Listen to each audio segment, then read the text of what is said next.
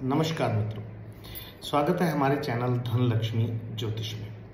मित्रों, आज हम एक विशेष प्रकार का उपाय भी बताएंगे, आपसे चर्चा करेंगे।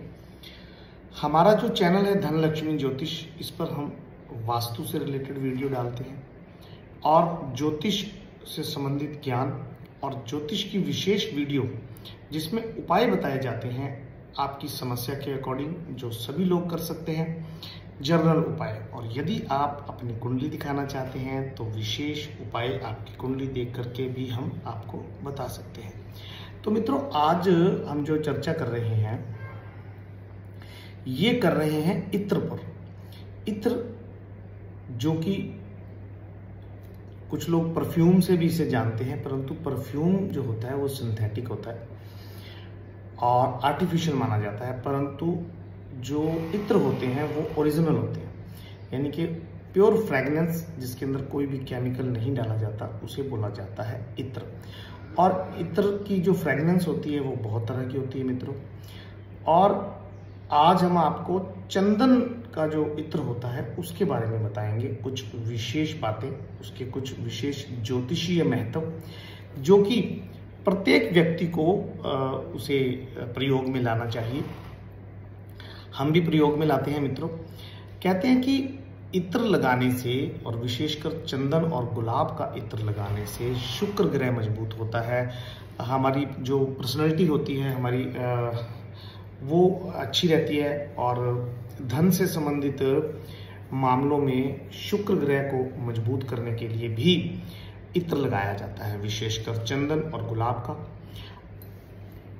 ये जो चंदन और गुलाब का इत्र होता है मित्रों, जैसे कि मैं आपको दिखाऊं, हमारे पास भी एक चंदन का इत्र है और मैं भी ये लगाता हूं, परंतु इसके लगाने के कुछ विशेष समय और विशेष तरीके होते हैं। जब भी आपने किसी से बिजनेस के डील करने के लिए जाना है तो आपको इत्र लगाना चाहिए। और इत्र को यदि आप थोड़ा सा अपने नाक पर, इस तरह से मित्रों, ऐसे नाक पर लगाएंगे और फिर कानों के पीछे की तरफ, दोनों कानों के पीछे की तरफ आप लगाएंगे, तो इससे एक तो आपका जो ऑरा है वो पॉजिटिव हो जाता है, व्यक्तित्व में निखार आता है और आपकी स्मरण शक्ति, सुनने की क्षमता और बौद्धिक क्षमता दोनों ही बढ़ जाती है। इत्र हमेशा ही प्रयोग में करते समय ये ध्यान रखना चाहिए कि अच्छी क्वालिटी का ओरिजिनल इत्र लें। और जब भी इत्र लगाना है तो आपको ये ध्यान रखना है कि आपने ना ही तो कोई ड्रिंक किया हो, जैसे कि बहुत लोग क्या करते हैं कि जब कोई ड्रिंक कर लेते हैं, शराब आदि पी लेते हैं, उसकी फ्रेगनेंस, उसकी खुशबू जो होती है बॉडी में, उसको दूर करने के लिए चंदन लगा लेते हैं। इससे प्रभाव उल्टा हो जाता है। इसको हम चंदन का प्रयोग हम गलत, जो हमने किया है, गलत शराब पी है, उसको छुपाने के लिए करेंगे तो इससे शुक्र ग्रह खराब होता है। क्योंकि ये राहु, चंदन राहु के लिए भी काम आता है, शुक्र के लिए भी आता है और इससे चंद्र ग्रह भी ठीक होता है। तो यदि तो आपको करना है अपना राहु खराब, झूठ बोलना है, शराब पी करके घर जा रहे हैं और इत्र लगा रहे हैं, तो मित्रों ये तो आपके लिए धन हानि के चांस बना देगा।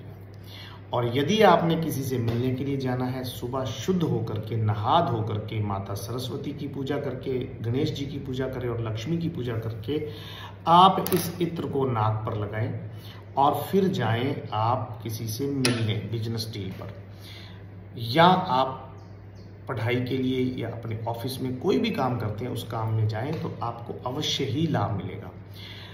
मित्रों, बताने में कुछ त्रुटियां हो सकती हैं, हो सकता है कि मुझे सही ढंग से समझाना ना आ रहा हो, परंतु मैं माफ़ी चाहूँगा सबसे कि यदि अगर कोई आपको बात नहीं समझ आ रही है तो आप मेरे से दोबारा संपर्क भी कर सकते हैं। और इत्र से संबंधित और खुशबुओं से संबंधित ग्रहों का अलग अलग प्रभाव होता है। हर ग्रह का अलग एक फ्रेगनेंस होती है, उसका एक ऑरा होता है। उसको जानने के लिए आप हमसे संपर्क भी कर सकते हैं, अपनी कुंडली दिखा सकते हैं। मैं आपको कुंडली दिखा करके देख करके ये बता सकता हूँ कि आपको कौन से फ्रेगनेंस, कौन सा इत्र लगाना आपके लिए शुभ रहेगा और कौन से काम पर कौन सा इत्र प्रयोग करना चाहिए। जैसे कि यदि विवाह में परेशानी आ रही है, विशेष करके लड़कियां जो कि कुंवारी हैं, काफ़ी समय से विवाह नहीं हो रहा, बाधाएं आ रही हैं, उनके लिए भी एक विशेष इत्र होता है और एक विशेष स्थान होता है बॉडी में, वहाँ पर यदि इत्र लगाते हैं तो बहुत जल्द शादी के योग बनते हैं।